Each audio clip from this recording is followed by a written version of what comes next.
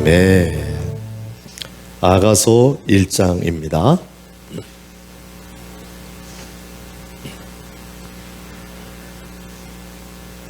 하나님의 은혜와 여러분들의 시간을 구별한 그런 헌신으로 마지막 날, 마지막 시간을 맞이했습니다. 이번 주제는 지혜이고 또 시가서 전체를 통건으로 그렇게 봐왔고, 이제 마지막 날 아가서를 통건으로 보도록 하겠습니다.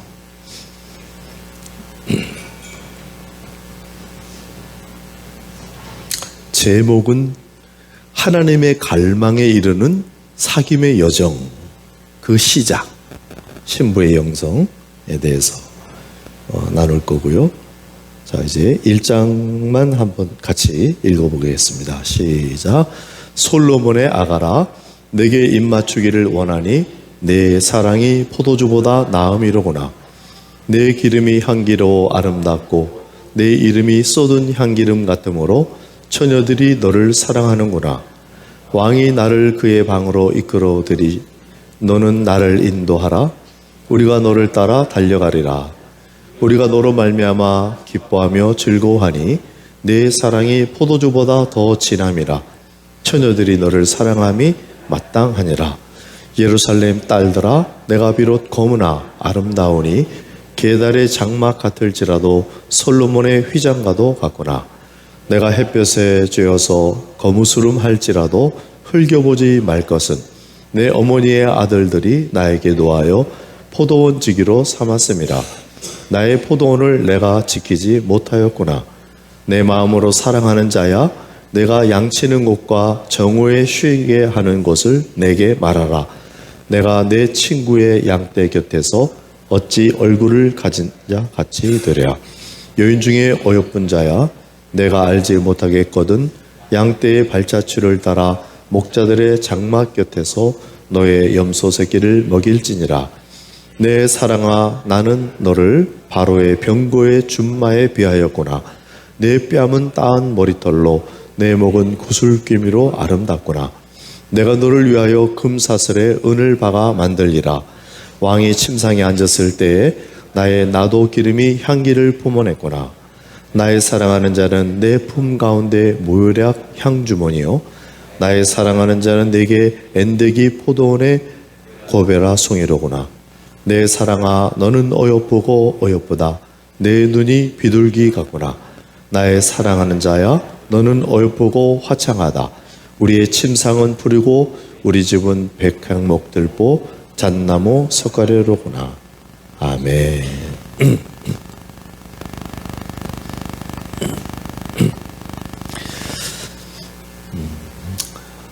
하나님의 자녀들이라면 하나님의 뜻이 어떤 것일까 알고 싶을 겁니다. 자기의 인생을 향한 뜻, 또 하나님이 어떤 광대하신 뜻, 그런 건 뭘까? 그렇게 이제 우리가 생각을 해왔고 사용해 왔는데, 조금 이것이 공적인 언어가 된 것 같아요. 하나님의 뜻, 그러면 나하고 그렇게 가깝게 느껴지지 않거나 사적인 그런 관계가 아닌 것 같고, 그거를 좀 사적인 단어로 바꿔보니까 하나님은 뭘 원하실까? 이렇게 하니까 저는 다르더라고요. 하나님의 원함은 무엇일까? 나를 향해서 뭘 원하실까?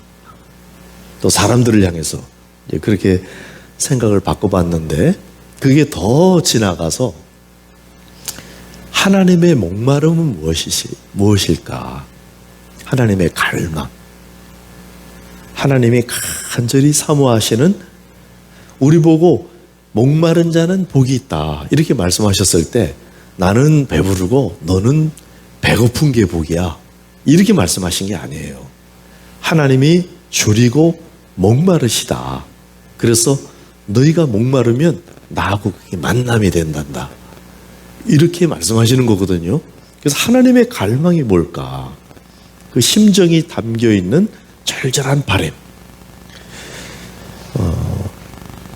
그런 게 우리에게 그 갈망이 우리의 것이 되어지는 그런 신앙의 여정이 되시기를 축복합니다. 얕은 물이 아니라 이제는 깊은 바다로 가는 거예요. 정말 하나님의 심정이 담겨 있는 그 바람과 우리가 만나고 그것을 찾아가고 하는 신앙의 여정이 된다면 이것은 정말 인생의 품질이 완전히 다른 것이 돼요. 그것은 우리의 필요를 무관심하게 된다는 뜻은 아닙니다. 하나님께서 그것을 다 아시고 하나님께서 그걸 또 채워주시고 그렇게 하기를 원하시는데 우리가 그것을 넘어서 먼저 그의 나라와 의를 구하면은 이 모든 것을 더하시겠다 하는 그 말씀을 의지하고 믿고 주님을 사랑하는 거죠. 솔로몬의 아가라, 인류 최고의 지혜자, 그 최고의 통찰, 그것이 잠언, 전도서, 아가서 이렇게 있는데 잠언은 매일의 지혜라면 전도서는 일평생의 지혜다 이렇게 말씀드렸죠. 아가서는 어떤 의미에서 지혜가 될 수 있을까? 아가서는 일평생 중에 매일의 순간에 어떤 태도로 살아가면 가장 주님을 가장 체험할까? 그 지혜입니다.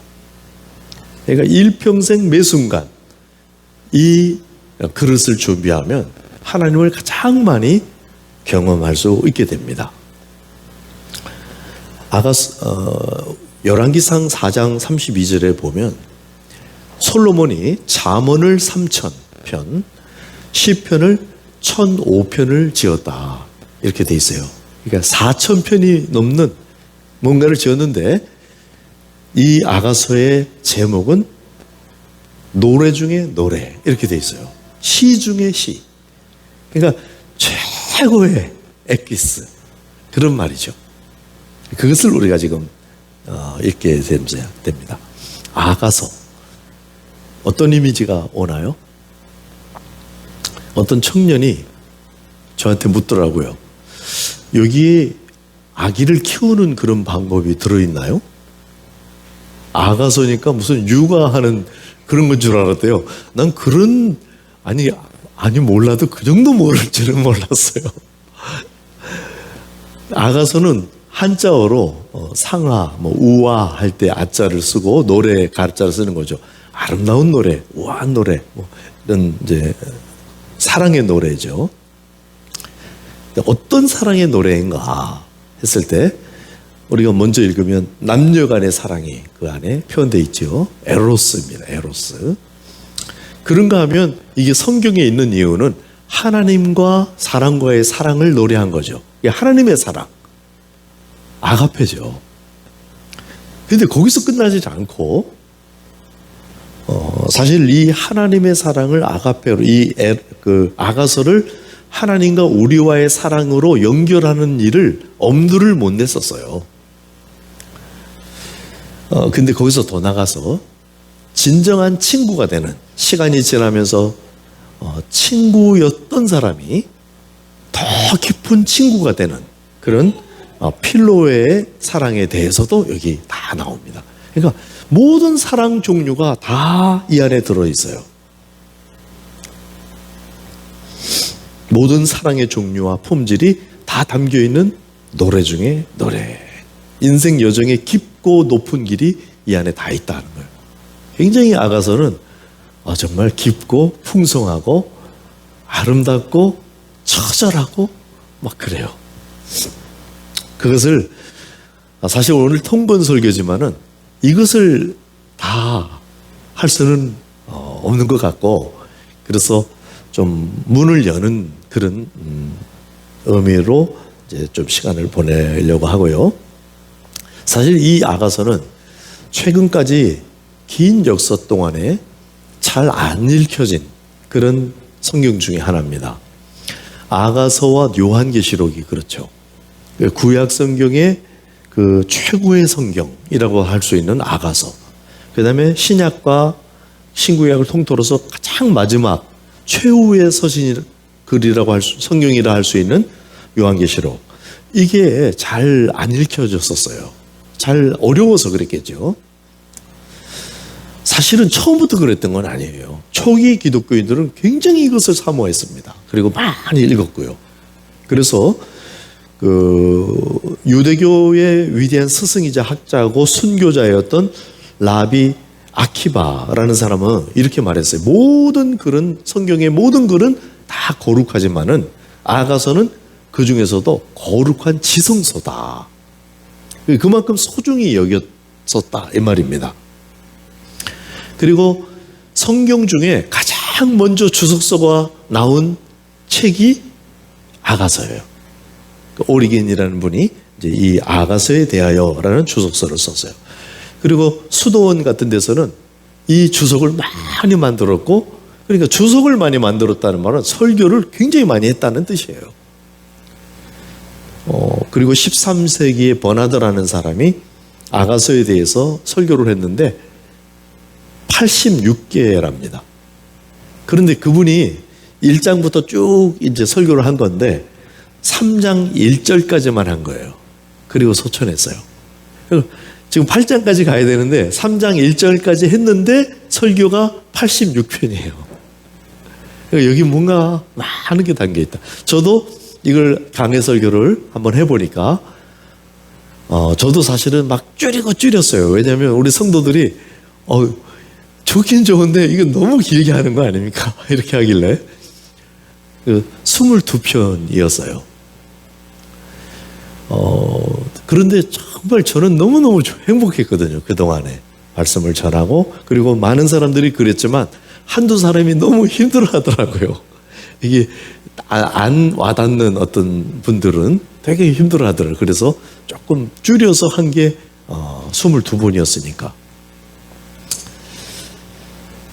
그러니까 이게 많이 읽혔던 건데 이제 이게 뭔가 잃어버리게 됐고 잠겨버렸다는 거예요. 그래서 중세 유대교 성경학자 사디아라는 사람은 아가서는 그 다양한 측면들로 인해서 열쇠를 잃어버린 자물쇠와도 같다. 여러분, 아가서 읽으면 뭐가 확 보이고 열리고 그렇습니까? 자꾸 이게 잘 이해가 안 되고 대략 뭐 이런 거 좋은 얘기겠지, 하나님과 우리의 사랑 얘기겠지는 되는데 뭐 해석이 잘 안 되고 아마 그랬을 거예요. 열쇠가 필요하다 이거예요. 그러니까 그 열쇠가 뭘까? 그 열쇠는 여성의 시각입니다. 여성의 시각. 다시 말하면 좀 더 압축해서 말하면 신부, 갓 결혼을 앞뒀거나 막 결혼한 그 신부의 설렘을 담긴 그 시선, 그것으로 이것을 봐야 이게 풀려요. 그리스도의 신부로서의 태도, 이게 필수적인 키다 이 말이에요. 더불어서 신앙의 연륜도 필요한 것 같아요. 여러 가지 영성을 경험하고 인생의 다양한 경험, 오르락 내리락, 굴곡 이런 것들을 다 겪어본 사람이라야 이게 보이는 거예요. 그래서 이 아가서는 우리가 깊은 신앙을 가진 사람에게만 그런 게 아니라 초기에도 초신자도 읽으면은 그걸 느낌을 받을 수 있고, 그 다음에 인생 여정이라는 것이 이렇게 펼쳐질 거구나 하고 그런 지혜를 얻게 된다 이겁니다. 그것이 이렇게 시작하는 거예요. 솔로몬의 아가라.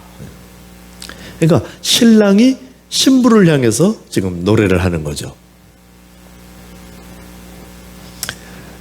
사실 이게 남녀 간의 사랑이 지금 표현되어 있지만 하나님과 사람 간의 사랑이 표현되어 있다 그랬잖아요. 그리고 솔로몬은 하나님의 영감을 받아서 그걸 전달자인 거죠. 다시 말하면 솔로몬의 아가는 하나님의 아가인 거죠. 하나님이 우리를 향해서 부르시는 세레나데인 거예요. 세레나데 아시죠? 닫혀있는 창문을 향해서 돌을 던져서 이게 내가 지금 여기 있다. 창문을 열기만을 기다리는 거예요. 기타를 탁 준비하고 몇 번을 막 가슴 설레면서, 그런데 드디어 문을 싹 엽니다. 그러면 쫙 기타를 치면서 창문을 열어다오. 뭐 이런 세레나데, 사랑의 영가. 이게 하나님의 여러분을 향한 세레나데다 이 말이에요. 정말 고대 근동 지역에서는 유례가 없는 그런 글이에요. 그게 성경에 들어있어요. 참 놀라운 일이죠. 최근에 제가 읽은 그 구약 여성신학자, 하나님의 진심이라는 책을 쓰신 분인데 그분이 이렇게 말했어요. 너무도 많은 영혼들이 영원한 청소년기에 멈추어져 있다. 성적인 것도 청소년 수준에서의 호기심과 이런 거 이상으로 들어가지를 못하고 있다. 관리도 안 되고 종교적 경험에서도 그렇고 인간과 자연 사이의 관계에서도 그렇다는 거예요. 그래서 이제 그 정도가 너무나 미숙한 상태에서 오래 머물러 있기 때문에 그 위험한 상태가 그 정도가 위험한 경지에 이르렀다는데 동의할 것이다. 사람들에게 이렇게 동의를 구해서요. 지금 시대가 그렇다는 거예요. 미숙이 만연해 있다. 아가서가 안 풀리는 거예요. 그래서 사실은 아가서는 교회가 가장 아꼈던 사랑했던 그런 고백과 성경이거든요. 근데 지금은 많이 잃어버렸고 읽지도 않을 뿐만 아니라 읽어도 모르는 그런 책이 돼버렸다. 적절히 다룰 수 없는 영성 수준에 머물게 되었다. 이것이 우리에게 열리게 된다는 것은 참으로 감사한 일입니다. 여러분에게 그렇게 되기를 축복합니다. 제가 이것을 다 설명할 그런 수는 없지만 그 여는 키를 전달해 드리고 여러분이 읽으면서 또 묵상하고 또 경험하고 이렇게 되기를 바라요. 사실 아가서가 이렇게 되는데 또 이제 이 안에는 본문을 넘어서는 본문에 근거하지만 본문을 넘어서는 신비한 어떤 깊이를 열어주는 그런 면이 또 있어요. 어떤 게 있냐면 이 최고의 노래는 최초의 노래하고도 관계가 있습니다. 최초의 노래는 뭘까요? 최초의 사람은 누구죠? 아담이 딱 최초의 씨를 내뱉었어요. 하와가 딱 깨어날 때 이게 자기도 모르게 자기의 직관과 감성과 모든 것이 다 탁 하면서 그 최고의 컨디션, 최고의 지성, 최고의 감성에서 뭔가를 알아봤어요. 그리고 탁 말했는데 내 뼈 중에 뼈요 살 중에 살이로다. 최초의 시예요. 이 시하고 맞닿아 있다. 그 이 시는 굉장히 함축적이어서 정말 인간을 말하고 있고 최고의 하나님의 작품을 말하고 있고 그 다음에 남자와 여자의 어떤 깊은 연합과 모든 것을 다 함축하고 있는 시거든요. 인류 최초의 시. 이게 큰 통찰을 회복되면서 그 통찰에 이르는 그런 시가 이게 맞닿아 있다 이거예요. 자기도 모르게 자기가 하나님의 형상을 나타내고 있는 아담. 그게 이제 그 시고 저는 이 아가서가 최고의 통찰과 지혜에 이른 솔로몬이 그런 수준에서 지금 뭔가를 말하고 있다. 6장 13절에 가면은 이게 누구를 상대로 해서 말하는지 이름이 나옵니다. 거기에 이름이 술람미 여자입니다. 술람미 여자인데 술람미라는 말은 히브리어로 술람마이트라는 말인데 이게 놀랍게도 솔로몬의 여성형이에요. 그러니까 같은 단어입니다. 같은 단어. 같은 단어인데 남성형이 솔로몬이고 여성형이 술람마이트거든요. 그냥 똑같은 이름이에요. 어떻게 이럴 수가 있지? 그래서 사람들이 이거는 지어낸 얘기일 거다. 아니면 꿈일 것이다. 이렇게 이제 해석을 하는데 그거는 어쨌든 좋아요. 하나님의 영감을 받아서 지금 뭔가를 표현하고 있습니다. 이런 면, 어떤 면이 이 안에 내어져 있다 이렇게 생각할 수 있냐면은 우리 사람 안에는 남자 안에도 여성성이 있습니다. 이것을 알아야 됩니다. 우리 남성 여러분, 이것이 개발되어야 돼요. 우리가 이걸 스스로 개발을 못하니까 나이가 먹으면 하나님께서 강제로 여성 호르몬을 그 안에서 해가지고 막 눈물도 많아지고 이렇게 만들어요. 여성들도 남성성이 필요합니다. 이게 그 내 안에 있는 남성성과 여성성이 합해졌을 때 온전한 하나님의 형상인 거예요. 하나님께서 하나님의 형상으로 남자와 여자를 창조하시니라. 이게 창세기의 선언이죠. 그래서 우리 안에 그래서 결혼을 통해서 그것을 이루게 하시고 사실 이게 하나님의 모든 경륜이 그 안에 들어있는 거죠. 자신을 표현하고 계시는 거예요. 우리 남자와 여자를 통해서 그 연합을 통해서 그런 걸 생각하고 있고 그 다음에 참 나와 현실적인 나가 있어요. 그러니까 솔로몬과 술람마이트라는 것은 현실적인 나와 정말 나의 그 참 나가 더 만나면서 연합이 되면서 통합이 되는 그런 성숙의 과정일 수도 있다. 좀 이거는 신비로운 그런 묵상이죠. 힌두 사상 같은 데 보면 버마 이려 이렇게 해서 막 그 브라만과 아트만 이게 하나다. 이 세상과 내가 하나다. 막 이런 주장을 하면서 이게 너무 깊은 것이라서 우리 종교는 수준이 높은 거야. 그러면서 포교를 하기도 하고 포교를 거부하기도 하고 뭐 이러거든요. 근데 기독교야말로 진리 중에 진리인데 그 사람들을 상대해 줄 수 있는 깊이가 사실은 우리 안에 있다 이거예요. 왜냐하면 솔로몬과 술람마이트라는 그 자체가 우리 안에 하나님께서 그리고 우리가 영으로 하나님을 예배하는 이유는 뭡니까요? 하나님이 영이시기 때문이에요. 성경에는 영을 표현하는 푸뉴마를 쓸 때 문맥에서 알아야 돼요. 이 푸뉴마가 나의 영인지 하나님의 영인지 구별 없이 막 쓸 때가 많아요. 물론 그때 거룩한 영 이렇게 구별해서 말할 때도 있습니다. 근데 보통은 그냥 푸뉴마라고 말하는데 문맥에서 알아들어야 돼요. 마치 이런 것 같아요. 우리 안에 푸뉴마 그리고 또 푸뉴마가 있는데 그 푸뉴마가 연합이 일어나는 거예요. 그 말은 다른 말로 우리 성령 충만 이렇게 말할 수 있겠죠. 근데 충만 그러면 그냥 따로 하는 것 같아요. 깊은 연합을 이룬다는 거예요.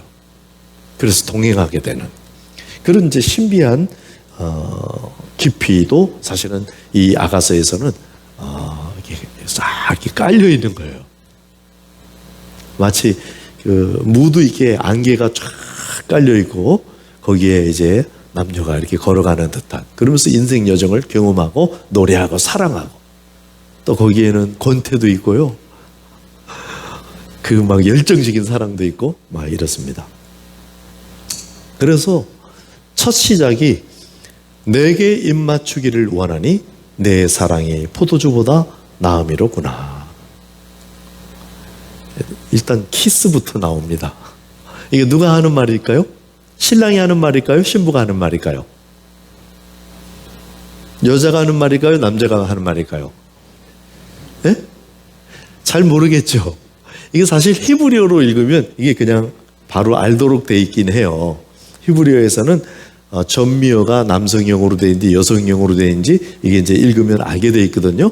여기를 보면은 내게 입맞추기를 원하니 내 사랑이 할 때 그 내 사랑이 남자의 사랑이에요. 그러니까 누가 말하는 거예요? 여자가 신부가 지금 말하는 거예요. 신부가 내게 입맞춰 달라.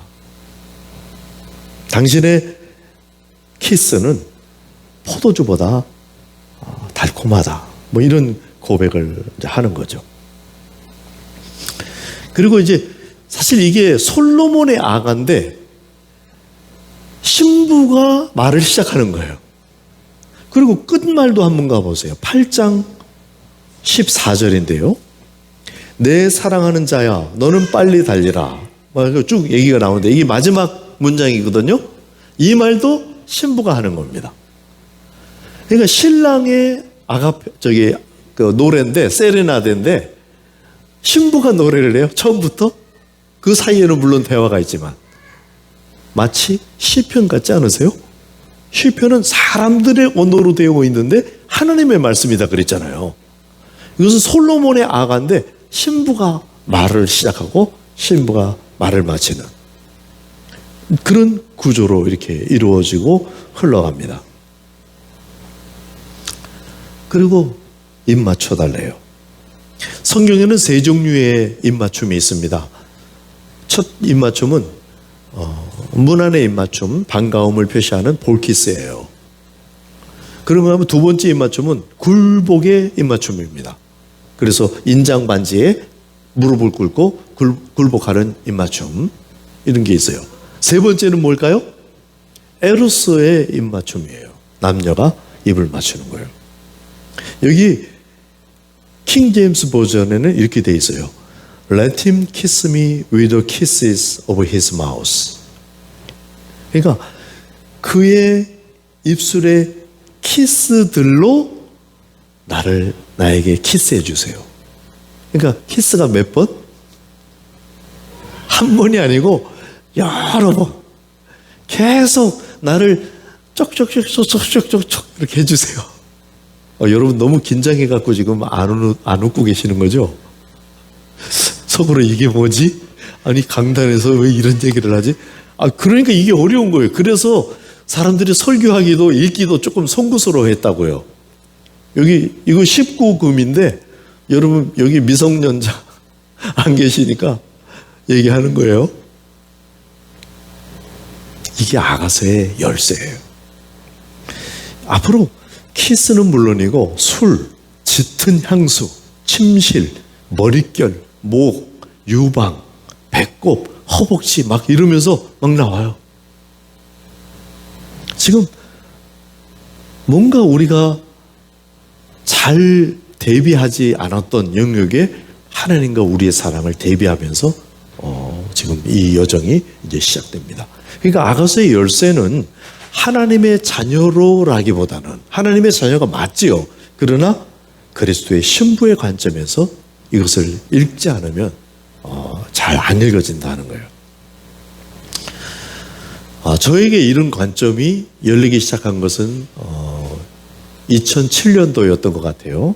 2007년도 그러면 어떤 해인지 혹시 감이 잡히시나요? 우리 평양 대부흥이 1907년이에요. 그러니까 2007년이면 몇 년 후죠? 100주년이에요. 그때 한국에서 한국에 새로운 부흥을 달라고 막 기도도 하고 상암에서 모아서 근데 아무 일도 안 일어났고 오히려 탈레반 사건이 터지면서 한국교회가 막 비난을 받고 막 그런 일이 생겼어요. 한국교회에서는 별로 부흥을 경험하지 못했던 것 같아요. 그러나 사실 선교지에는 그게 있었습니다. 저도 그때 2007년도에 새로운 국면으로 진입하는 그런 문이 열렸던 것 같고요. 그때 신부의 영성이라는 말을 처음 말할 수 있게 됐었던 것 같아요. 그 시작은 마가복음 2장이었습니다. 예수님께서 결혼식장에 가셨고 거기에서 비유로 말씀하시면서 신랑인 내가 있는데 금식할 필요가 없다. 이렇게 하고 자신을 신랑으로 비유했어요. 그러면서 세술은 세부대 이렇게 말씀하셨거든요. 세술을 자기에게 비유하셨고 세술은 세부대에만 담아야 한다. 그렇지 않으면 다 이게 흘리게 된다. 이런 말씀을 하신 거예요. 그러니까 자기는 신랑이고 신랑을 한 방울도 흘리지 않고 잘 담을 수 있는 세부대는 무엇이라는 거예요? 신부라는 거죠. 신부의 부대, 그게 세부대고 신부의 마음으로 나를 받아야 온전히 다 담을 수가 있단다. 이것을 결혼식장에서 비유를 통해서 예수님이 말씀하시고 제가 이것을 알아듣기 시작했어요. 그래서 신부라고? 물론 그런 말이 교회에 없었던 건 아닙니다. 그리스도의 신부가 교회고 이런 교리적으로 읽기는 있었지만 새롭게 다가오더라고. 그리고 나서 생각해 보니까 창세기로 딱 눈을 들여보니 하나님께서 자신의 형상으로 남자와 여자로 창조하셨다. 암수 동체가 아니고 남자와 여자로. 그러니까 합해서 하나님의 형상이야. 그리고 성경 끝으로 요한계시록으로 가니까 어린 양의 혼인잔치가 있고 신부가 단장을 해서 그를 만나고 성령과 신부가 또 다른 사람들을 초대하고 이런 장면이 나와요. 결혼 장면. 그리고 아가서가 성경 제일 가운데 딱 박혀 있는 거예요. 그리고 예수님이 이제 초기 사역에서 세술은 세부대에 신랑은 신부의 마음으로 받는 것이다. 이렇게 선언을 하셨고요. 바울은 남자와 여자를 막 상담하면서 내가 교회와 그리스도에 대해서 말하고 있는 거다. 이렇게 부언 설명을 했어요. 나는 그리스도에게 당신들을 중매하고 있습니다. 이렇게도 설명했어요. 그러니까 성경 전체 시작부터 끝까지 하나님과 우리 사이를 사실은 신랑과 신부로 표현한 맥이 쫙 깔려 있다 이 말이에요. 그것을 발견했을 뿐이지 누가 만들어내려고 한 것은 아니었어요. 그리고 제가 많은 변화를 겪었습니다. 그전에도 물론 하나님을 사랑하고 믿음으로 살고자 하고 선교사하고 뭐 그렇긴 했지만은 정말 제가 많은 내용이 내면이 바뀌고 성장하고 깊어지고 그럴 수 있었던 것 같아요. 이것은 저의 간증이고 그래서 여러분에게 드리는 권면이기도 합니다. 여러분의 중심을 다시 새롭게 준비하시기 바랍니다. 새 부대가 되시기를 바랍니다. 그리스도의 신부로서 주님을 담아낼 수 있는 중심을 구비하라 하는 거예요.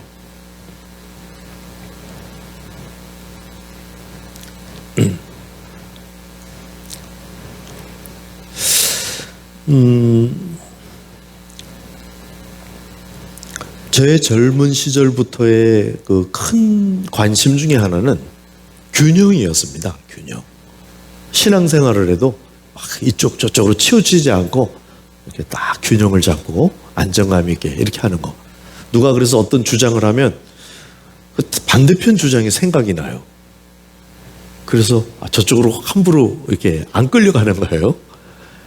그래서 나는 그것에 대한 자부심이 또 있었어요.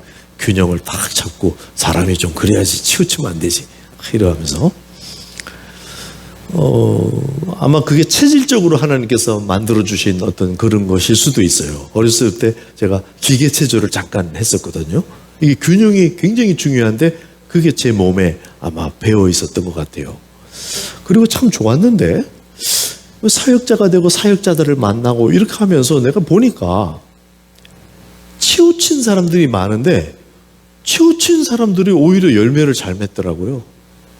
저는 이것도 저것도 아니던데요? 그래서 제가 약간 불안해지기 시작했어요. 이게 뭐야?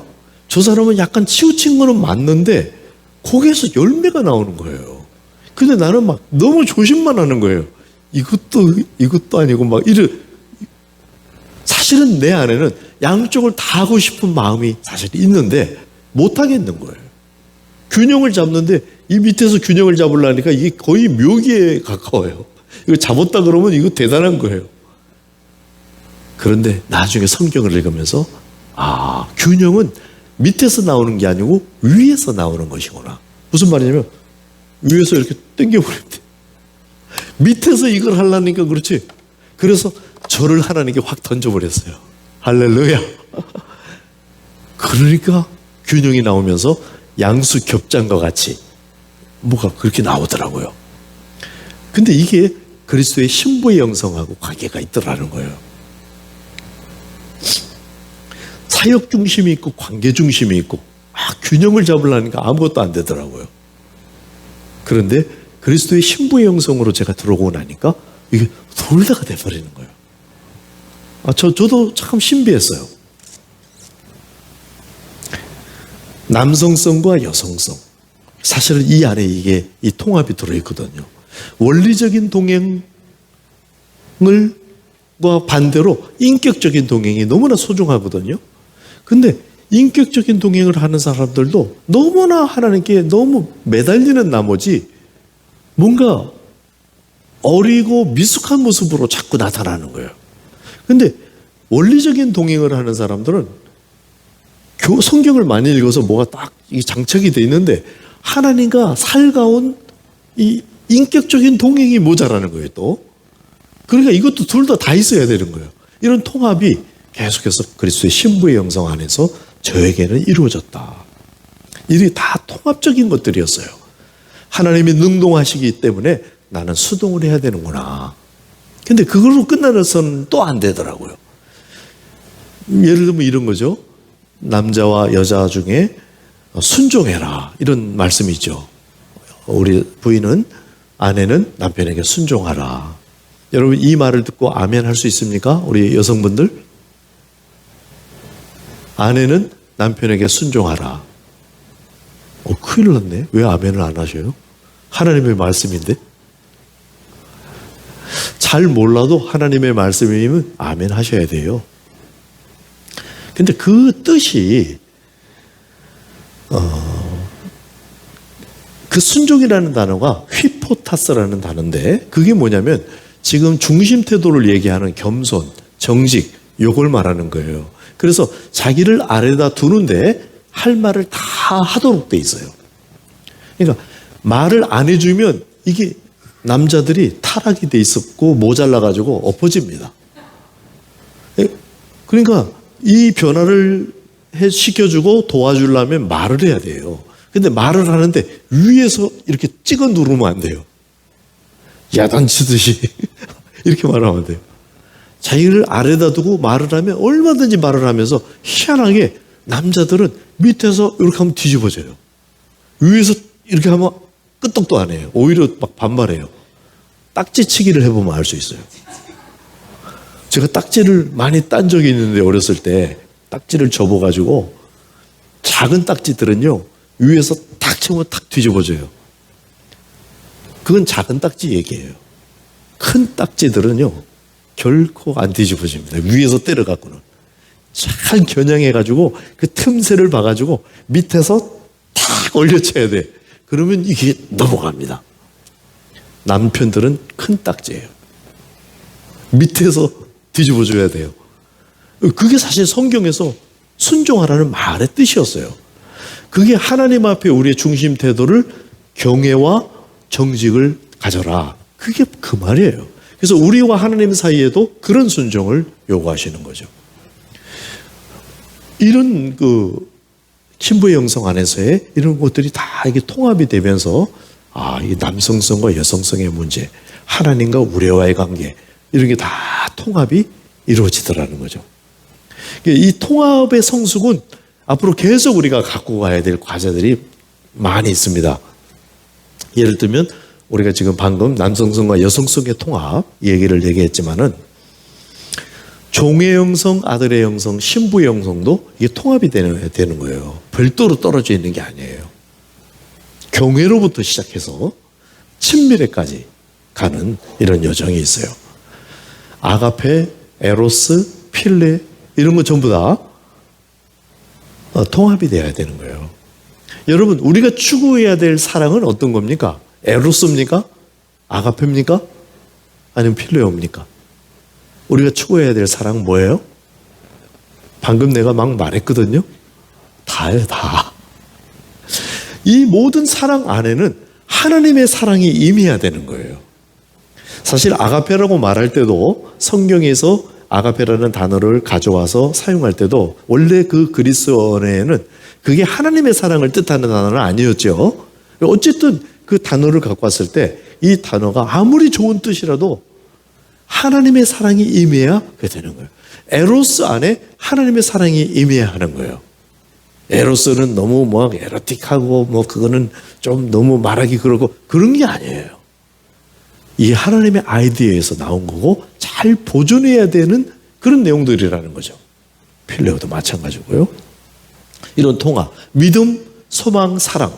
지금 믿음 그러면 여러분 소망이 같이 생각나야 되는 것이 정상이에요. 근데 이게 분리가 됐다고요. 그래서 자꾸 우리가 의지적으로 성숙한 사람들이 자꾸 이것을 통합적으로 생각해야 돼요. 그쪽으로 우리가 가야 합니다.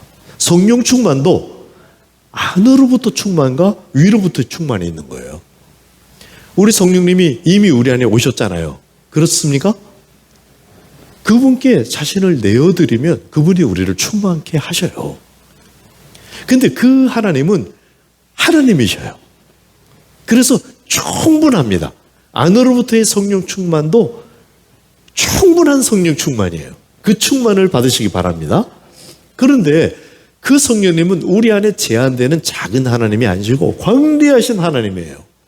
그 하나님이 우리에게 더 충만 주실 뭐가 있을 거 아니에요. 그게 위로부터의 충만입니다. 그래서 우리는 성령 충만한 사람이 성령 충만을 구할 수도 있는 거예요. 하늘을 향해서 여는 거죠. 이런 안으로부터의 충만, 위로부터의 충만도 역시 마찬가지예요. 아버지와 아들과 성령의 관계가 있는데 이 관계가 별도로 떨어져 있는 게 아니라 우리가 사람들과의 관계, 피조물과의 관계 속 이게 통합이 이루어져야 되는 거예요. 요즘 신학계에서는 삼위일체 신학이 굉장히 중요하고 연구가 깊어지고 이러고 있는데 이것도 하나 중요한 우리 이제 신학도 성숙해지고 신앙도 깊어지는 이제 앞으로의 방향이다 이렇게 얘기할 수 있습니다. 너무나 당연한 얘기지만 말씀과 기도의 통합, 성경을 빠르게 읽기와 느리게 읽기의 통합, 동양적인 사고와 서양적인 사고의 통합, 이런 것들은 정말 신부의 영성 안에서 이것을 받아낼 수가 있는 그릇이 준비된다. 그래서 여러분 이걸 다 여러분이 그게 어떻게 해서 되는지 아직 잘 몰라도 그게 그런 방향이구나. 그걸 갖고 계속해서 그 그릇을 준비하시고 그 신앙의 여정을 계속하시라 하는 겁니다. 이런 모든 것들을 제가 신부의 영성 이 한마디로 함축하고자 하는 거예요. 그래서 신부의 영성 그러면 많은 사람들이 또 그런 말들을 하기는 하거든요. 뭔가 제가 말하는 거하고 다를 수도 있겠다 하는 생각을 하게 됩니다. 여러분에게 아가서가 신부의 영성이 준비돼서 아가서가 활짝 열리고 신앙의 여정이 정말 그 본질로 들어가고 교회가 그러하고 성도가 그러고 내 인생 문제가 그렇게 해서 풀어지고 그런 역사가 일어나길 바랍니다. 내게 입맞추기를 원하니 당신의 사랑이 포도주보다 나음이다.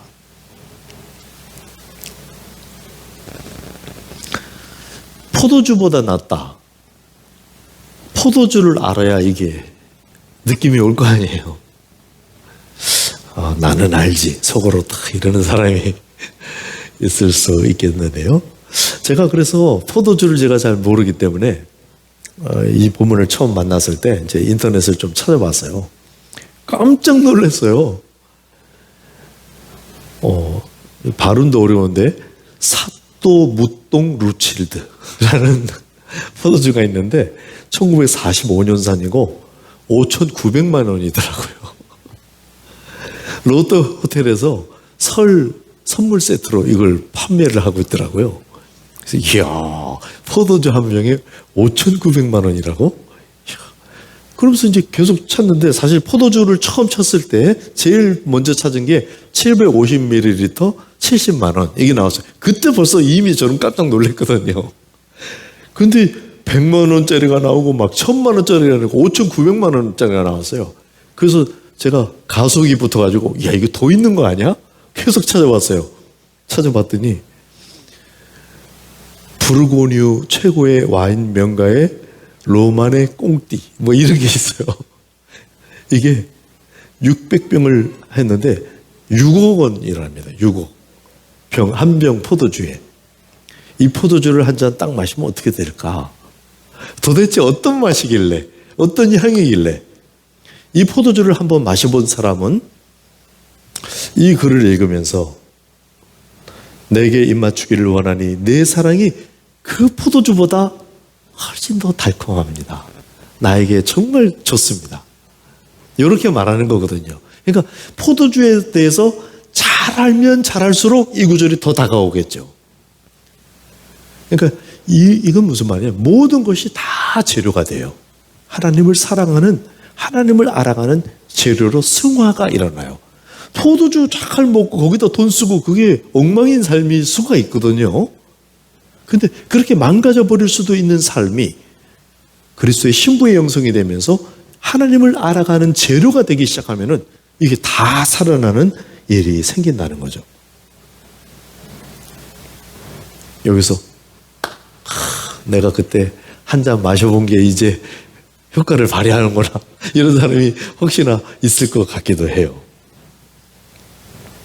그 뒤에 이어서 내 기름이 향기로워 아름답고 내 이름이 쏟은 향기름 같으므로 처녀들이 너를 사랑하는구나. 이게 이제 신부가 신랑을 향해서 계속 노래하는 건데 쏟은 향기름 같대요. 향수를 쏟아본 적이 있으세요? 저는 있습니다. 향수를 쏟았는데 어질어질해요. 그리고 막 이게 몇 주를 갑니다. 거기 계속 있으면 냄새가 안 나지만 밖에 나갔다 또 들어오면 또 나요. 카페트 같은 데는 닦아지지가 않으니까 이게 더 오래 가요. 쏟은 향수. 향수 쏟을 때는 아까웠거든요. 아까웠고, 그 다음에 이게 막 냄새가 진해서 막 어지럽고 막 이러니까 안 좋은 경험이었단 말이에요. 근데 이 구절을 읽으면서 내 이름이 쏟은 향기름 같으므로 막 그게 연상이 딱 되면서 그 향이 나는 것 같은 느낌이 드는 거예요. 이게 나의 파편적인 경험들, 실수들, 심지어는 이런 것까지도 다 주님의 사랑을 이해하는데 도움이 되고 있는 거죠. 우리의 모든 경험이 주님과 연결될 때 비로소 살아날 줄로 믿습니다. 버릴 것이 없는 단계가 이루어진다는 거예요. 성경은 말씀과 기도로 거룩해지느니라. 하나님께서 지으신 것은 감사함으로 받으면 버릴 것이 없다. 그러니까 하나님 앞에 죄를 짓고 대들고 이러는 거 빼고는 다 하나님 손에만 잡히면 다 살아난다 이 말이에요. 여러분 자신이 하나님 손에 들어가면 살아날 줄로 믿습니다. 최고의 걸작으로 살아날 줄로 믿습니다. 돌이 로댕이라는 예술가의 손에 잡히니까 생각하는 사람이 되는 거예요. 세계적인 걸작이 되는 거예요. 하나님이 그런 실력이 없으시겠어요? 흙으로 아담을 빚으셨잖아요. 나도 빚을 수 있는 줄로 믿습니다. 그분이 우리를 얼마든지 빚을 수 있고 우리는 그분의 손에 들어가면 되고, 그 방법은, 가장 좋은 방법은 나의 중심 태도를 경외와 정직으로 하는데, 그거는 스타트고 그게 첫 단추고, 더 나아가면 그리스도의 신부의 태도를 내가 조성하면 나는 그런 나의 모든 경험과 모든 실패와 성공은 물론이죠, 다 이게 재료가 되고 기회가 되고 영광스러워진다 하는 겁니다. 그래서 제가 이거 아가서가 조금 어렵긴 하지만 아가서를 전해야 되겠구나, 이런 확신을 제가 갖고 전하기 시작했어요. 남경 크로스 한인교회에서 한번 초대를 하면서 단서를 붙였어요. 아가서를 설교해 주세요. 사실 그때 제가 아가서를 한 번도 설교한 적이 없었던 때입니다. 물론 준비는 돼 있었어요. 제가 읽으면서 아가서가 이런 깊이가 있고 막 제가 막 좋아했는데, 어떻게 또 하나님이 어떻게 이렇게 연결을 해 주셔갖고 아가서를 설교해 달라는 거예요. 그래서 이제 설교를 하고, 그 목사님도 사실은 불안해했어요. 나를 처음 만나는 사람이에요. 그냥 소식만 듣고 이제 초대한 거고, 저도 한 번도 설교한 적이 없고요. 그래서 첫날 이제 말씀을 쭉 전했거든요. 그랬더니 목사님이 끝나고 나서 와가지고 이러시더라고요. 목사님, 나를 이제 위로하는 거예요. 혹시 내일 사람들이 줄어도 실망하지 마시고 계속해서 전하세요. 아가서 저는 참 좋습니다. 너무 은혜가 됩니다. 그렇지만 성도들은 못 알아들을 수도 있을 것 같으니까 거기에 개의치 마시고 성도가 줄더라도 의기소침하면 안 됩니다. 이런 취지의 말을 저에게 해주더라고요. 그래서 저도 그럴 수도 있겠다 진짜. 그런 마음 가지고. 근데 다음날 어떻게 됐게요? 사람이 더 많이 더 생긴 거예요. 더 많이. 막 가는 날 지날 때마다 많아졌어요. 근데 둘째 날 어떤 사람이 이제 끝나고 나서 제가 이제 좀 기도하고 있는 상태에서 제가 뒤에 이렇게 좀 쉬고 있었거든요. 다리가 아파서 앉아있고, 이제 사람들 나오면 인사하라고 목사님이 또 옆에 서 계시고. 한 사람이 나오면서 저한테 이제 인사를 하는데 이렇게 말했어요. 저는 초신자예요. 그러면서 나 성경 아무것도 몰라요. 근데요, 오늘 말씀 너무 행복했어요. 주여. 근데요, 한 번 그러면 한 사람이 그럴 수도 있지. 그 다음 사람이 또 와서 얘기를 하는데 이 멘트가 똑같아요. 난 신앙이 너무 어려워요. 근데요, 못 알아듣겠어요. 하는 목사님 말씀 못 알아듣겠어요. 근데 너무 좋았어요. 이야, 이게 무슨 말이에요? 못 알아듣겠는데 너무 좋았대요. 저는 하나님께서 저를 격려해 주시는 것이고, 정말 이게 가능한 일이구나. 그러니까 뭔가를 꼭 알아듣고 이해해서가 아니라 우리는 이렇게 접하는 거예요. 내 신을 벗어라. 이렇게 했을 때 그 이유가 내가 선 땅이 거룩한 땅이기 때문이다. 그 말은 무슨 말이에요? 맨발로 거룩과 접촉해라. 이런 부르심이에요. 막 꼼짝 말고 나한테 꼼짝 말로 종이야. 막 이런 얘기가 아니에요. 나의 거룩과 맨살로 접촉하거라. 이럴 때 내 집을 벗으라. 그러면 어떻겠어요? 온통 전체로 거룩과 만나라는 거잖아요. 할렐루야 할 수 있겠습니까? 제가 그래서 태국 간 거예요. 그렇게 하고 집을 벗었어요. 제가 옛날에 내 마음 좋다고 막 보증 쓰고 막 이랬어요. 어리석게. 보증 쓰지 말라고 말씀하잖아요, 하나님께서. 나는 내가 보증 쓰는 게 잘났는 줄 알고, 근데 그게 다 날아가는 거예요. 그 소식을 듣고 내 집을 벗어라. 이렇게 읽어지더라고요. 근데 이게 반갑더라니까요. 그 사람이 그렇게 될 수가 있어요. 하나님이 만져주시면은. 근데 나만 그런 게 아니고 아내도 그러니 너무나 잘 됐죠. 그래서 태국에 갔던 그런 과정에서 이제 그런 일이 있었는데, 그러니까 모든 사건과 사고와 이런 것이 그리스도의 그 신부로서의 영성 안에 들어오면 다 살아나더라는 거죠. 너무나 감사하고 놀라운 거예요. 그러니까 뭐든지 자꾸 배제하려고 그러지 않고 융합해 주려고 하고 받아주려고 하고 이런 태도가 내 안에 생기더라고요. 아직 부족하지만은 계속해서 단 것은 받고 쓴 것은 뱉고 이런 것을 잘 안 하게 되고 뭔가 이유가 있다. 자꾸 받아들이려고 하고 그러니까 항상 전체를 복되게 하는 자리를 유지할 수 있게 되는 거죠. 한 번씩 내려갔다 올라올 수도 있겠죠. 사람이 꼭 그 자리에만 계속 있을 수는 없겠죠. 그러나 그런 기본적인 원함이 생기더라는 거예요. 버릴 것이 없어지는 단계. 그리고 모순과 아이러니가 통합을 이루는 단계. 남성성과 여성성이 이게 통합을 이룬다는 게 애통과 희락이 한 사람 안에 있다는 거. 있을 수 있다. 이게 주님이 그렇기 때문에 그래요. 하나님의 임재 체험과 부재 체험이 통합이 돼요. 이게 아가서의 여정 속에 그게 있습니다. 하나님이 너무나 안 느껴요. 욥의 경우에 너무나 아픈데 하나님마저 아무 응답을 안 해주시. 얼마나 힘들었겠어요? 그런데 사실 우리가 객관적으로 욥기를 읽는 우리 입장에서 한번 봐보세요. 하나님의 시선이 어디 있겠어요?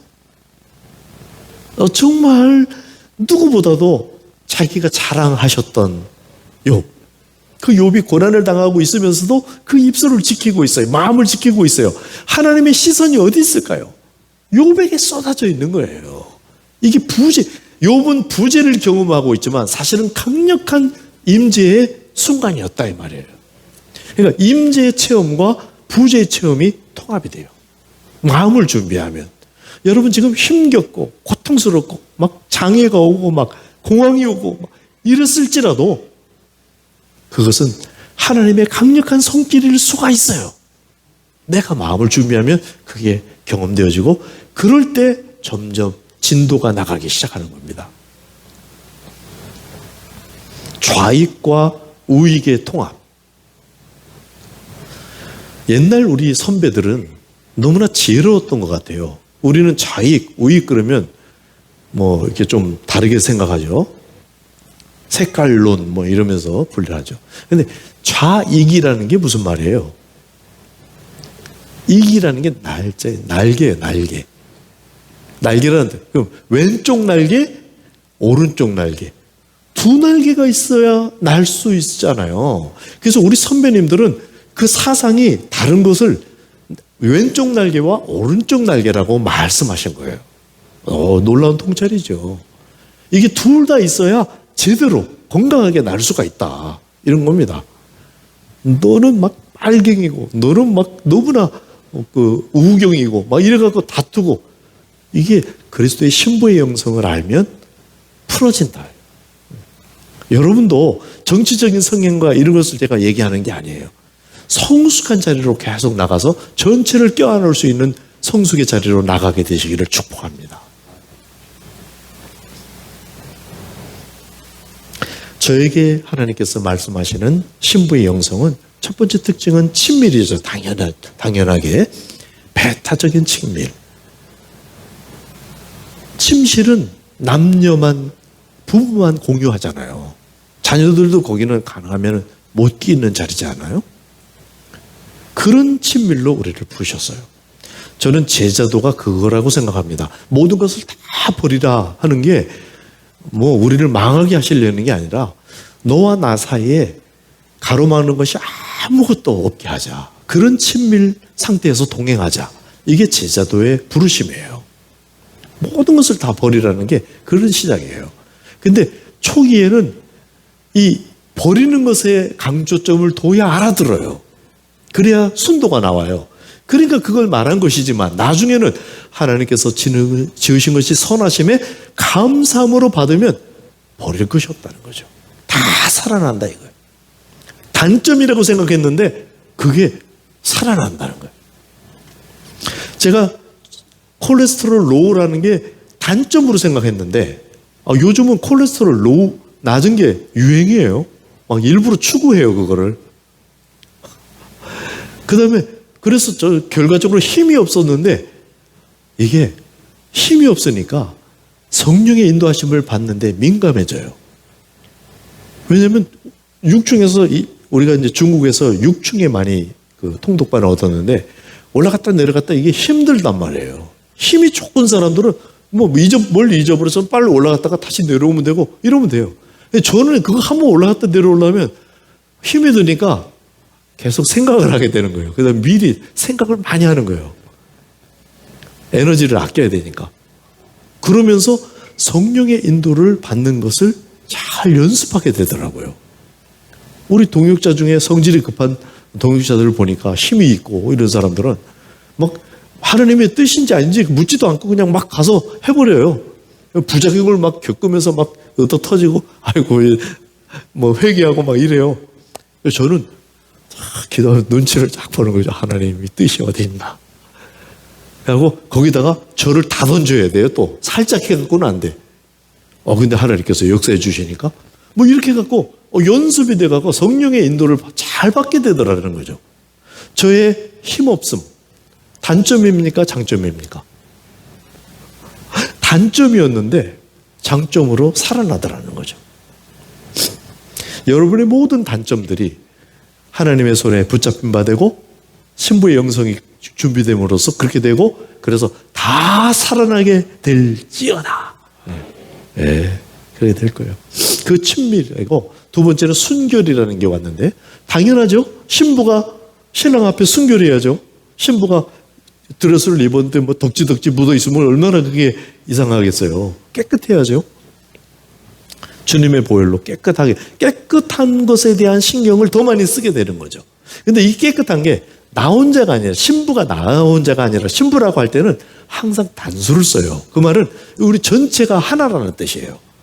그리스도의 교회. 이게 더 강조된 단어예요. 그리스도의 신부할 때 내가 신부다라는 개념도 있을 수 있지만 이 전체가 하나라는 거예요. 그러니까 우리 사이에 뭐가 안 좋은 게 있어요.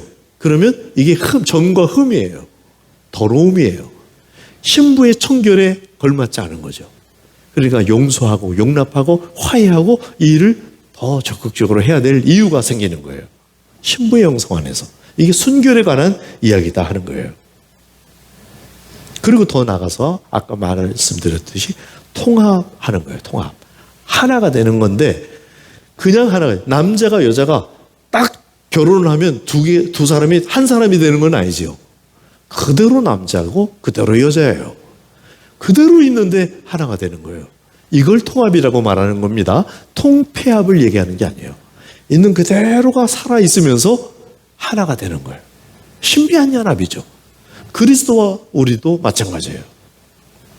그런 연합이 계속해서 이루어지면서 그런 연합이 깊어지면은 다른 모든 영역을 통합을 할 수 있는 이제 힘이 나오게 됩니다.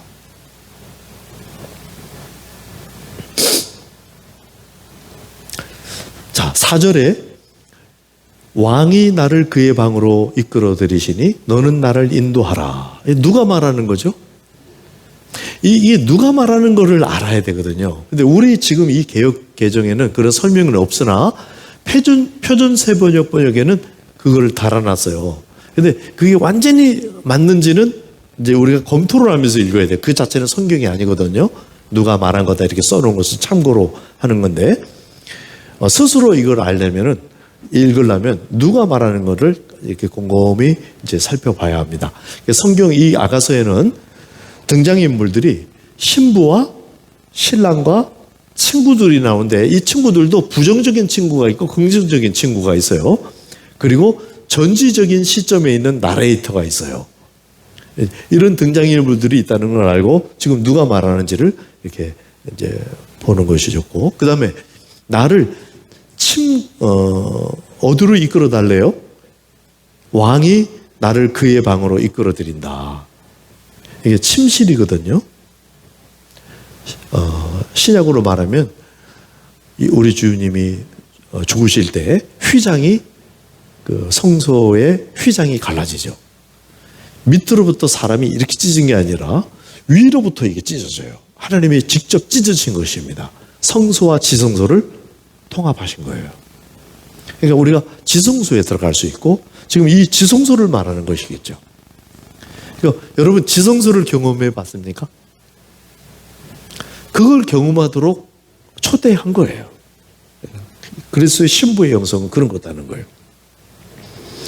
임재를 체험하고 하나님의 임재를 체험하는데 그것 때문에 모든 것이 다 가라앉는 모든 문제가 우리 중에 한 분이 저희가 인사하면서 말씀해 주시더라고요. 우리가 같이 기도하고 안수를 하는데 자기의 모든 문제가 한 번에 다 잠겨버렸대요.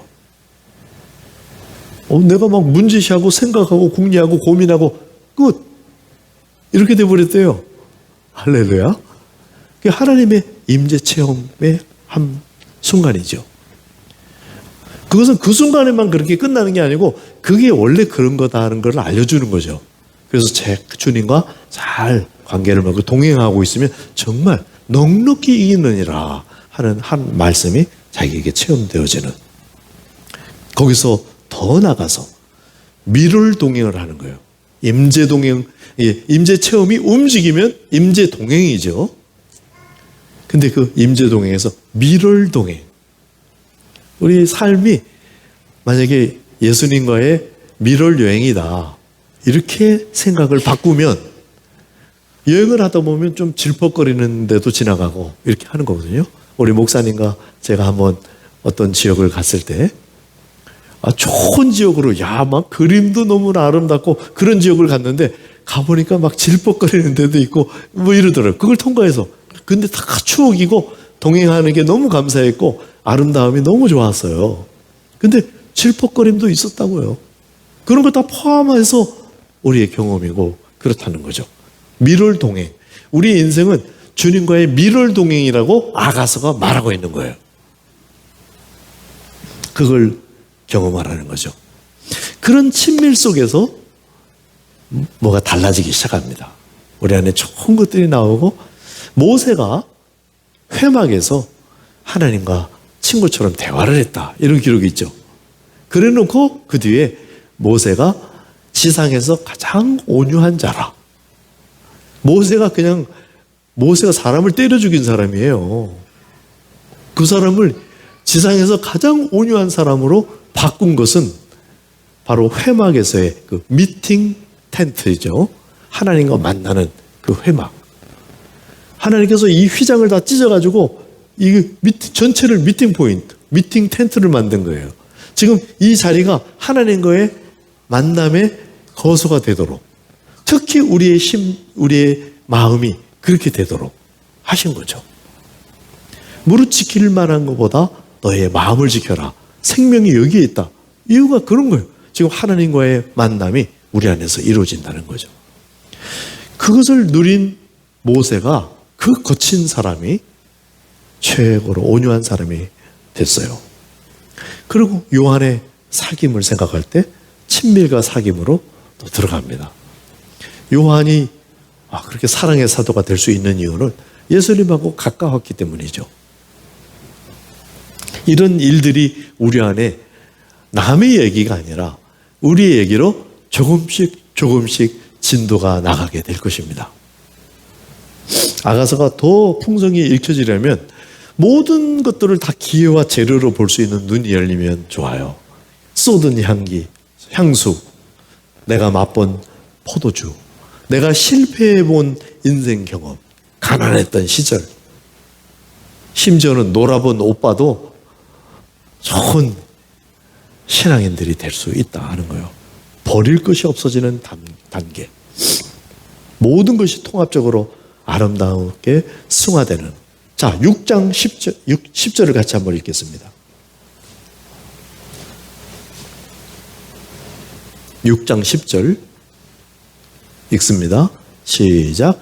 아침빛같이 뚜렷하고 달같이 아름답고 해같이 맑고 깃발을 세운 군대같이 당당한 여자가 누구인가? 누구겠어요?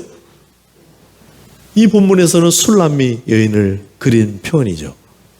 그러나 사실 누구에게 이 말씀이 적용되도록 하기 위해서 성경으로 주셨을까요? 우리 자신입니다. 이것은 무엇을 표현하고 있어요?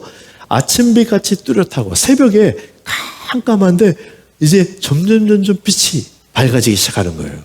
그래서 이 여인이 다가가면 어두웠던 세계가 밝아지기 시작하는 거예요. 참 아름다운 일이죠. 여러분이 어떤 사건을 맡고 사람들의 그 어두운 감정과 상한 감정과 거기에 다가가면 이게 밝아지기 시작하는 거예요. 할렐루야. 아침빛같이 뚜렷하고 그래서 점점 뭔가 사물이 밝게 보이는 거예요. 본질이 보이기 시작하는 거예요. 여러분과 대화를 하면 본질이 더 보여요. 얼마나 좋아요. 이게 아침빛같이 뚜렷하고. 그런데 막 지력이 뚜렷해갖고 똑똑하고 요건 요거고 저건 저거고 설명을 잘하고 그래서가 아니라 달빛같이 아름다워요. 은은해요. 무드가 있어요. 그런 분위기가 있고 그런 사람이에요. 그리고 해같이 맑고 모든 이 빛이 이 사람에게서 나오는 빛이 모든 생물체에게 희망을 줘요. 생명을 줘요. 최고의 찬사 아닙니까? 한 여성을 향해요. 근데 이 여성이 또 어디에 비유되냐면 깃발을 세운 군대같이 당당해요. 이거는 완전히 남성성이에요. 군대 같아요. 군대. 한 여인이 다소곳하게 앉아있고 말을 하고 여전히 아름답고 무드가 있고 잔잔하고 그런데 웅장한 기계가 있고 당당하다는 거예요. 그렇게 되시기를 축복합니다. 최고의 찬사죠. 남성성과 여성성이 통합이 돼요. 성숙한 모습. 제가 이 최고의 찬사가 내 손녀에게 임하도록 기도해주고 설교했던 게 생각나요. 내가 이 아이를 위해서 어떤 축복으로 축복해 줄까 했을 때 이 구절을 요즘 그래서 여자 아이들, 아기들을 보면 이 구절이 계속 떠오르더라고요. 이렇게 축복해 주고 싶다.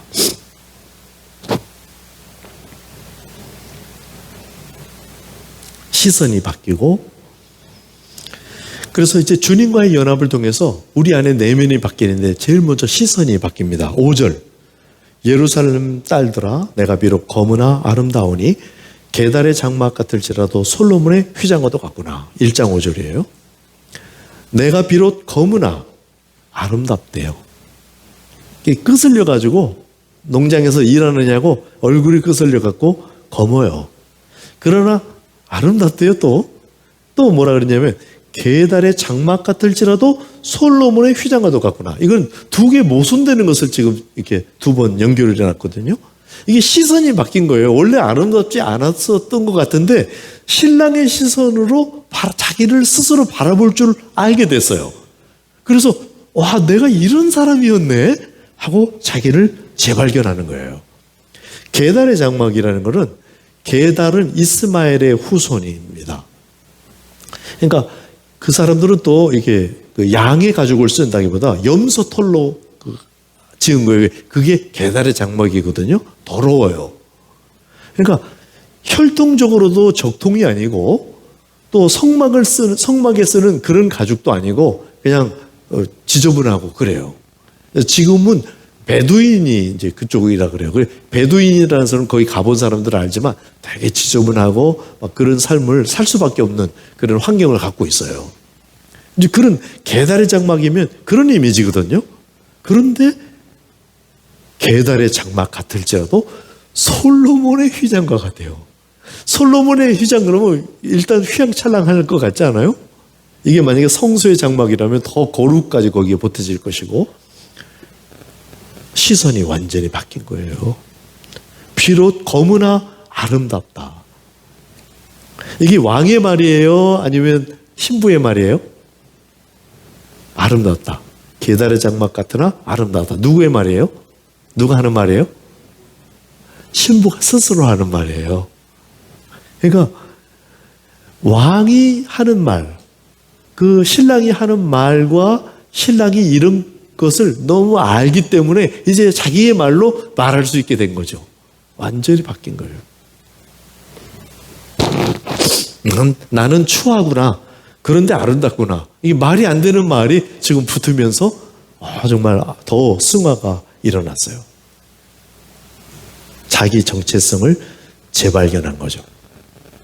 여성들은 아마 이게 좀 편안할 거예요. 듣기가.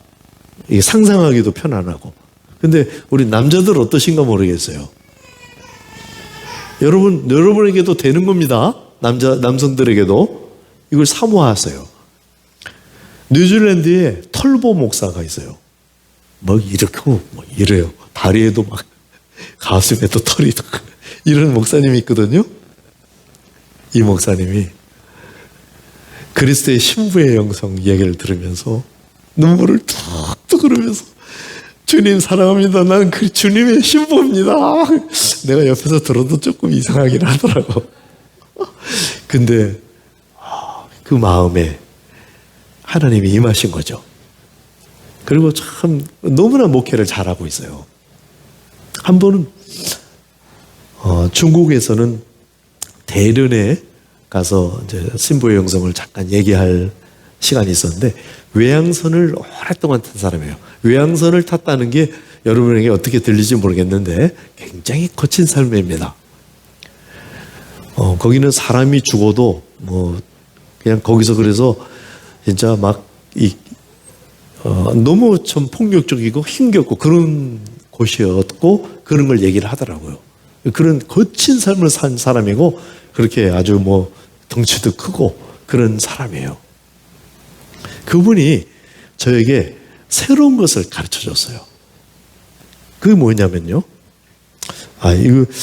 이거는 예정이 없었던 건데, 이게 너무 시간이 안 될 것 같아요. 우리 다음에 또 봅시다.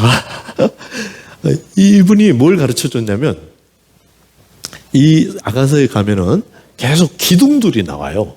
기둥이 나오는데, 거기에 주님과 나와 어떤 연합을 이루었다는 고백이 나오거든요. 근데 그 고백이 이렇게 제가 요게 기둥입니다. 여기까지 가르쳐 드렸거든요. 근데 이분이 딱 보더니, 목사님, 이게 점점 진전이 되는 거예요. 그러더라고요. 그래서 제가 보니까 정말 그런 거예요. 연합은 연합인데 처음에는 자기가 그래도 있어요.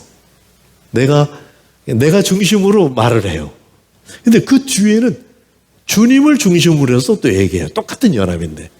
그 뒤로 가면 세 번째 연합에서는 자기는 없어요. 세상과 나는 간 곳 없이 구속한 주만 보이도다. 이거를 이분이 찾아냈어요.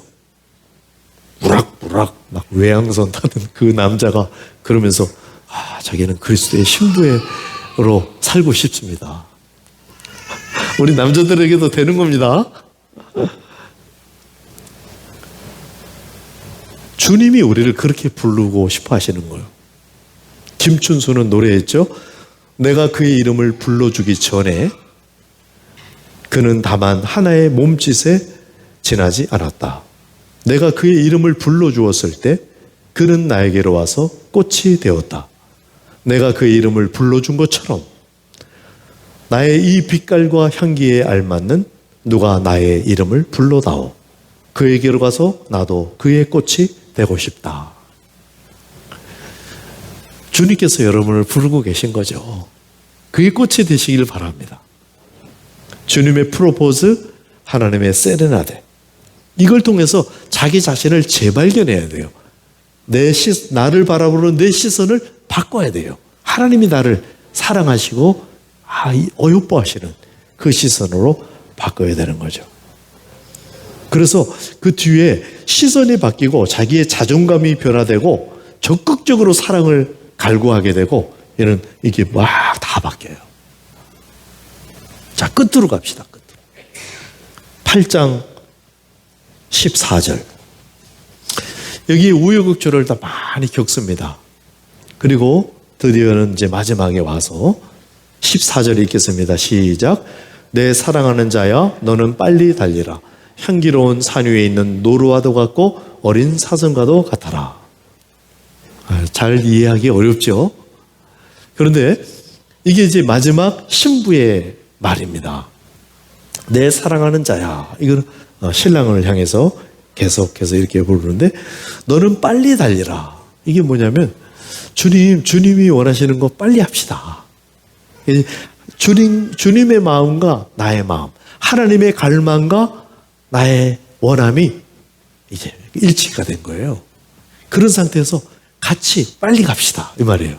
그런데 향기로운 산에 빨리 가는데 누구에게 가는 거냐면 그 전에 너 동산에 거주하는 자야 친구들이 내 소리에 귀를 기울이니 내가 듣게 하려구나. 이거는 신랑이 신부에게 하는 말인데 너 얘기를 많이 해라. 저는 이것을 아가서 강해를 많이 하라 이렇게 저는 받아들였어요. 저에게 네 얘기 많이 해라. 너와 주님이 동행하는 이야기 많이 나눠라. 뭐 이렇게 받아들였고 그런 얘기를 듣고 지금 신부가 하는 거예요. 빨리 합시다. 나도 빨리 하고 싶어요. 주님이 생각하시고 주님이 기뻐하시는 그 일 빨리 하고 싶어요. 그런 연장선에서 제가 이번에 영광에 왔습니다. 그런데 향기로운 산 위에 있는 노루와도 같고 어린 사슴과도 같아라. 이게 뭐냐면 주님이 좀 요렇게 해주세요 이 말이에요. 주님 보고 어린 사슴 같이 좀 해달래요. 자, 우리 예수님은 동물 중에 비유를 하면 여러분이라면 어디에 비유를 하겠어요? 동물 중에 비유를 한다면 우리 예수님을 이미지를 동물 중에 하나를 택해서 만약에 비유를 한다. 네? 어디 하겠어요? 어린 사슴 뭐 이런 거 하겠어요? C.S. 루이스라는 사람이 나니아 연대기를 썼죠. 굉장히 깊은 신앙인이고 기독교 변증가이면서 많은 사람에게 영향을 미친 아직도 그 책이 우리 이제 나니아 연대기를 썼는데 거기에 예수님을 상징하는 동물이 있죠. 뭡니까? 백사자입니다. 사자 중에서도 특별히 백사자. 그게 이제 예수님을 상징하는 거예요. 그러니까 그렇게 상상력이 풍부하고 유연하고 진짜 통합적인 사고를 하고 그런 사람인데 그분도 예수님을 사자에 비유할 수밖에 없었어요. 근데 아가서는 어린 사슴에 비유를 합니다. 이게 뭐예요? 너무 여린 노루와도 깜짝 놀래기를 잘하고 눈이 막 불안해갖고 이런 동물에 비유를 했어요. 사실은 신부가 처음에 주님을 그런 식으로 만났어요. 그러니까 이미 지나갔는데요. 불안하게 보는 거예요, 우리를. 이게 어떻게 될까? 어떻게 반응을 할까? 주님이 그래서 그 불안한 심정과 이런 게 노루와 같고 어린 사슴과 같이 놀랄 수밖에 없는 불안한 심정, 아슬아슬한 것으로 우리를 바라보는 거예요. 여러분, 주님의 마음이 좀 편안하게 되도록 변화되시기를 축복합니다. 그리고 맨 마지막에 제가 그렇게 경험했는데 제가 생각하는 저 사람도 주님이 만약에 사자처럼 나타나시면 감당을 못할 것 같아요. 좀 보드랍게 해주세요, 주님. 이 부탁을 하는 거예요. 굉장히 하나님의, 근데 뭐 부탁을 받아서 하나님이 그렇게 하시는 게 아니고 하나님이 원래 그렇게 하고 해주고 싶어 하시는 거죠. 그걸 신부가 다 받아들이고 자기의 사명이 된 겁니다. 여러분, 오늘 마지막 시간이고 이 아가서를 통으로 전해드리고 싶었지만은 뭐 그럴 수 있는 형편은 아니에요. 그러나 문은 열었다고 생각합니다. 아가서를 여는 키는 신부의 마음이다. 이 신부는 시간이 지나면 현숙한 여인이 될 것입니다. 전도서가 자문이 그 방향을 잡았던 것처럼 현숙한 여인이 될 거예요. 그러면 예수님의 친구가 됩니다. 아까 필레오라 그랬죠. 그러니까 처음에 친구는 그냥 못 모르고 철없는 그런 사이에서 좋긴 좋고 그런 친구였지만 나중에 시간이 많이 지나면 그냥 할아버지가 되고 할머니가 됐을 때 무슨 뭐 키스해다오 뭐 이런 얘기를 안 해도 손만 잡아도 통하고 함께하고 든든하고 위로가 되는 그런 친구가 되는 거예요. 그런 깊은 여정이 지금 아가서에 들어있고 여러분을 그 여정으로 초대하기 위해서 주님이 지금 아가서를 우리에게 허락해 주셨습니다. 우리 기도하기를 원합니다.